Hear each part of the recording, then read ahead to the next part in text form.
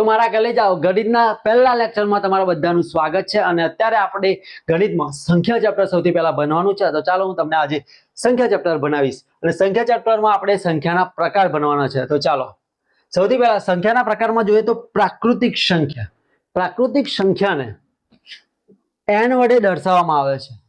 પ્રાકૃતિક સંખ્યાની આપણે વ્યાખ્યા જોઈએ તો જો શૂન્ય સિવાયની તમામ ધન સંખ્યાને પ્રાકૃતિક સંખ્યા કહેવામાં આવે છે. મતલબ કે જે શૂન્ય છે એ શૂન્ય સિવાયની જેટલી બી ધન સંખ્યા છે ને એને પ્રાકૃતિક સંખ્યા કહેવામાં આવે છે. ઉદાહરણ તરીકે જો 1 2 3 4 5 6 અનંત સુધી જે બી ધન સંખ્યા છે ને એને પ્રાકૃતિક સંખ્યા કહેવામાં આવે છે. પછી સંખ્યાના પ્રકારમાં બીજો મુદ્દો છે પૂર્ણ સંખ્યા. પૂર્ણ સંખ્યાને w વડે દર્શાવવામાં આવે છે. શેના વડે? w વડે. પૂર્ણ સંખ્યાની આપણે વ્યાખ્યા જોઈએ તો શૂન્ય સાથેની તમામ ધન સંખ્યાને પૂર્ણ સંખ્યા કહેવામાં આવે છે. મતલબ કે શૂન્યને બી જોડે લઈએ ને તો એ પૂર્ણ સંખ્યા બની જાય. પરંતુ જો શૂન્ય ના હોય ખાલી ધન સંખ્યા હોય એને પ્રાકૃતિક સંખ્યા કહેવાય. પરંતુ ધન સંખ્યા સાથે શૂન્યને બી એડ કરવામાં આવે મતલબ કે જોડવામાં આવે તો એ સંખ્યા પૂર્ણ બની જાય. કેવી? પૂર્ણ સંખ્યા. ઉદાહરણ તરીકે જોઈ લો 0 1 2 3 4 5 6 અનંત સુધી એટલે એ બધી સંખ્યાઓને કેવી? પૂર્ણ સંખ્યા કહેવાય. પછી ત્રીજો મુદ્દો છે પૂર્ણાંક સંખ્યા. પૂર્ણાંક સંખ્યાને આપણે z વડે દર્શાવવામાં આવે છે. શેના વડે? z વડે. એની વ્યાખ્યા જોઈએ તો જેમાં ધન સંખ્યા ઋણ સંખ્યા અને શૂન્યનો સમાવેશ થતો હોય તેને પૂર્ણાંક સંખ્યા કહેવામાં આવે છે.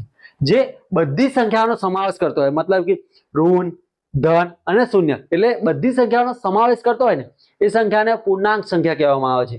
ઉદાહરણ તરીકે જોઈ લો -3 -2 -1 0 1 2 3 અનંત અનંત સુધીની બધી સંખ્યાઓનો સમાવેશ થાય એને પૂર્ણાંક સંખ્યા કહેવાય. તો મિત્રો ચોથો પ્રકાર છે સમમેય સંખ્યા. સમમેય સંખ્યાને q વડે દર્શાવવામાં આવે છે. તો ચાલો સમમેય સંખ્યાની વ્યાખ્યા જોઈએ તો એવી સંખ્યાઓ જેને અંશ અને છેદ સ્વરૂપે દર્શાવવામાં આવે છે તેને સમમેય સંખ્યા કહેવામાં આવે છે. તમારા કલેજા ઉદાહરણ તરીકે જુઓ 9/5 7/3 11/7 એટલે મારા કલેજાઓ જે સંખ્યાને અંશ અને છેદ સ્વરૂપે દર્શાવી શકાતી હોય ને એ સંખ્યાને સમમેય સંખ્યા કહેવામાં આવે છે. પછી પાંચમો છે અસમમેય સંખ્યા. અસમમેય સંખ્યાની વ્યાખ્યા જોઈએ તો જે સંખ્યાઓને અંશ કે છેદ સ્વરૂપે ન દર્શાવી શકાય. જો સમમેય સંખ્યાને અંશ અને છેદ સ્વરૂપે દર્શાવી શકાય પરંતુ અંશ કે છેદ સ્વરૂપે ન દર્શાવી શકાય તેને અસમમેય સંખ્યા કહેવાય. એક્ઝામ્પલ તરીકે જુઓ 2.41. હવે પાઈ બી અસમમેય સંખ્યા છે.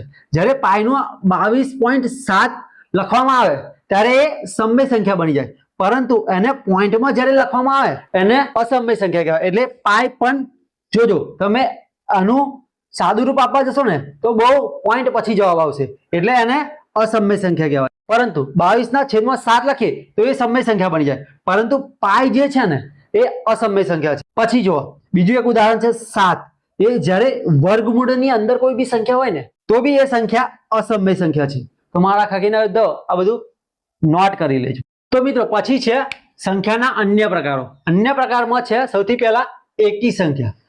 એકી સંખ્યા એટલે એવી સંખ્યા કે જે સંખ્યાને 2 વડે નિશેષ ન ભાગી શકાય એ સંખ્યાને એકી સંખ્યા કહેવાય. જો 1 ને 2 વડે ન ભાગી શકાય, 3 ને 2 વડે ન ભાગી શકાય, 5 ને 2 વડે ન ભાગી શકાય, 7 ને 2 વડે ન ભાગી શકાય. આવી જેટલી સંખ્યા થાય મતલબ કે જે સંખ્યાને 2 વડે ન ભાગી શકાય એ સંખ્યાને એકી સંખ્યા કહેવાય. અને એકી સંખ્યાના બીજા બી નામ છે. ખબર તમને કયા કયા? જો હું તમને કહું. એકી સંખ્યાને વિષમ સંખ્યા પણ કહેવાય અને અયુગ્મ પણ કહેવાય. પેપર સેટર એવો પ્રશ્ન બી પૂછી લે કે નીચેનામાંથી અયુગ્મ સંખ્યા કઈ છે, વિષમ સંખ્યા કઈ છે? તો તમે ગોટાળે ચડો જો તમને ખબર ના હોય. મતલબ કે એકી સંખ્યા જે છે ને એ જ વિષમ સંખ્યા અને અયુગ્મ સંખ્યા. એટલે અયુગ્મ સંખ્યા પૂછે તોય, વિષમ સંખ્યા પૂછે તોય અને એકી સંખ્યા પૂછે તોય એ ત્રણે ત્રણ સેમ જ છે. મતલબ કે એકી સંખ્યાને જ વિષમ સંખ્યા કહેવાય અને અયુગ્મ સંખ્યા કહેવાય. પછી નીચે છે બેકી સંખ્યા. બેકી સંખ્યા. બેકી સંખ્યા એટલે જે સંખ્યાને 2 વડે નિશેષ ભાગી શકાય એ સંખ્યાને બેકી સંખ્યા કહેવામાં આવે છે. જો 2 ને 2 વડે ભાગી શકાય, 4 ને 2 વડે ભાગી શકાય, 6 ને 2 વડે ભાગી શકાય. એવી રીતે જેટલી સંખ્યા છે એને 2 વડે ભાગી શકાય ને એ સંખ્યા બેકી કહેવાય. અને બેકી સંખ્યાના બી બીજા 2 નામ છે. કયા કયા? જો સમ સંખ્યા અને યુગ્મ સંખ્યા. એટલે આ ખાસ યાદ રાખજો. પછી છે વિભાજ્ય સંખ્યા, કે જે સંખ્યાને એક અને પોતાની સંખ્યા સિવાય અન્ય સંખ્યા વડે ભાગી શકાય એ સંખ્યાને વિભાજ્ય સંખ્યા કહેવાય. ધારો કે જો આ 4 છે એને 2 વડે ભાગી શકાય, 4 વડે ભાગી શકાય અને 1 વડે ભાગી શકાય.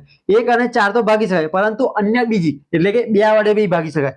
પછી છે 6 ને 3 વડે બી ભાગી શકાય. પછી 8 છે એને 4 વડે ભાગી શકાય, 2 વડે ભાગી શકાય. પછી 10 છે એને 5 વડે ભાગી શકાય. એટલે પોતાના સિવાય મતલબ કે એક અને પોતાની સંખ્યા સિવાયની અન્ય સંખ્યા વડે ભાગી શકાય એ સંખ્યાને વિભાજ્ય સંખ્યા કહેવાય. પરંતુ એનાથી ઊંધું જો અવિભાજ્ય સંખ્યા, મતલબ કે જે સંખ્યાને એક અને પોતાની સંખ્યા સિવાયની અન્ય સંખ્યા વડે નિશેષ ન ભાગી શકાય એ સંખ્યાને અવિભાજ્ય સંખ્યા કહેવાય. જો અહીંયા 2 છે, એક માત્ર બેકી એવી સંખ્યા છે જે અવિભાજ્ય છે, આ ખાસ યાદ રાખજો. અને 2 છે જો એને 2 વડે ભગાય અને 1 વડે ભગાય, પરંતુ બીજી અન્ય કોઈ સંખ્યા વડે ન ભાગી શકાય. એવી જ રીતે 3 છે જો એને 3 વડે ભગાય, 1 વડે ભગાય, પરંતુ બીજી અન્ય કોઈ સંખ્યા વડે ન ભગાય. એટલે કે અન્ય કોઈ સંખ્યા વડે ન ભગાય એ સંખ્યાને અવિભાજ્ય સંખ્યા કહેવાય. અને મિત્રો પેપર સેટર અમુક પ્રશ્નો એવા બી પૂછે છે એક્ઝામમાં કે 1 થી 100 સુધીમાં અવિભાજ્ય સંખ્યા કેટલી? તો મારા ખાખીના બધા 1 થી 100 સુધીમાં અવિભાજ્ય સંખ્યાની વાત કરીએ ને તો કેટલી સંખ્યા આવે? 25 આવે. અને 1 થી 50 સુધીની પૂછે ને તો કેટલી આવે? 15 આવે. અને 1 થી 25 સુધીની અવિભાજ્ય સંખ્યા કેટલી? તો મારા ખાખીના બધા 9 આવે. આ ખાસ કરીને નોંધ કરી લેજો. અને વિભાજ્ય પૂછે તો 1 થી 100 માં વિભાજ્ય કેટલી હોય તમે જ કહો. જો 25 અવિભાજ્ય હોય તો વિભાજ્ય 75 હોય. એવી જ રીતે 1 થી 50 માં વિભાજ્ય સંખ્યા કેટલી? તો 15 અવિભાજ્ય હોય તો 35 વિભાજ્ય સંખ્યા થઈ જાય. સાચી વાત ને? પછી 1 થી 25 માં જો પૂછે કે વિભાજ્ય સંખ્યા કેટલી, તો જો 9 અવિભાજ્ય સંખ્યા હોય તો 1 થી 25 માં 16 સંખ્યા એ વિભાજ્ય હોય. સાચી વાત તમારા આગળ લઈ જાઓ. તો ખાસ કરીને આ નોટ કરી લેજો, કેમ કે આ એ ટાઈમે આવી રીતે પૂછે તો આપણે ગણતરી કરવા નહીં જઈ શકીએ, કેમ કે આપણને આ ડેટાને ફેક્ચ્યુઅલ યાદ રાખવા પડશે. તો આ ખાસ નોટ કરી લેજો તમે. તો મિત્રો આપણે જેટલું બી ભણે એના થોડાક વન લાઇનર પ્રશ્નો છે, તો ચાલો જોઈ લઈએ. તો પહેલો છે સરવાળા માટે તટસ્થ સંખ્યા કઈ? તો તટસ્થ સંખ્યા કઈ ખબર તમને? 0.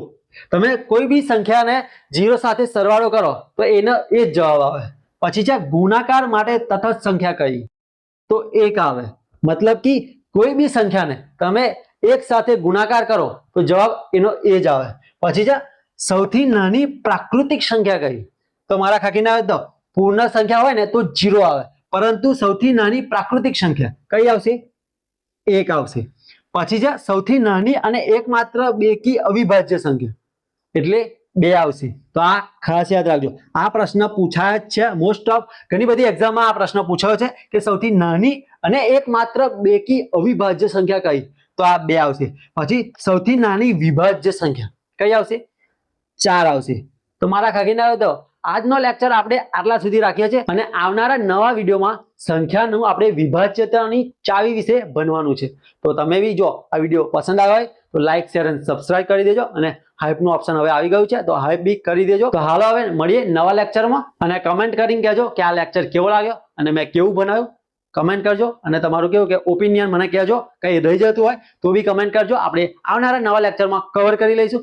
મને જ્યાં સુધી બધું લાગે બધું જ મેં કવર કરી લીધું છે. અને મારો વિચાર એવો છે કે બહુ લોબા વિડીયો આપણે ખેંચવાના જરૂર નથી, મતલબ કે બહુ ટાઈમ વેસ્ટ તમારો કરવાનો જરૂર નથી. જે ફેક્ચ્યુઅલ છે એ સીધું કહી દેવાનું અને જે મેન પોઈન્ટ છે એ બધા સમજાવી દેવાના. એ જ મારો ઉદ્દેશ્ય અને વિચાર છે.